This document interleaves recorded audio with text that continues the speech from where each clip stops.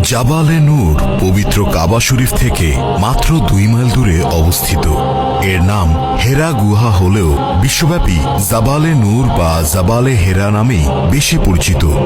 জাবালে নূর অর্থ হল নূর বা আলোর পাহাড়, কেননা এ পাহাড়েই আল্লাহর পক্ষ থেকে হযরত মুহাম্মদ সাল্লাল্লাহু আলাইহি ওয়াসাল্লামের উপর সর্বপ্রথম বরকতময় আলোকিত কুরআন মজিদ নাজিল হয়েছিল, যা শুধু মুসলিম উম্মাহ নয় বরং বিশ্ব মানবতার জন্য নূর বা আলো। সে কারণেই এ পাহাড় বিশ্বব্যাপী জাবালে নূর নামেই পরিচিত। এই গুহায় হযরত জিবরাইল আলাইহিসসালাম সর্বপ্রথম প্রিয় নবী হযরত মুহাম্মদ সাল্লাল্লাহু আলাইহি ওয়াসাল্লামের কাছে কুরআনের বাণী নিয়ে এসেছিলেন, আর এখানেই বিশ্বনবী হযরত মুহাম্মদ সাল্লাল্লাহু আলাইহি ওয়াসাল্লাম ধ্যানে মগ্ন থাকতেন। এ পাহাড়ে ওঠা একদমই সহজ ছিল না তখন।